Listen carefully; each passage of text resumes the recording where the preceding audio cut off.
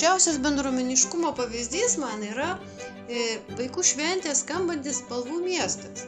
Prieš porą dešimtmečių mes pirmą kartą pakvietėm alytiškius pasiklausyti muzikos ir išbandyti įvairiausias dailės technikas, o per šį laiką šventė išaugo iki didžiulio vaikų svajonių miesto, kur yra ir dailės prospektas, kalbų skveras, muzikos ir šokių aikštė, yra savanorystės tiltas ir dar daug įvairiausių veiklų.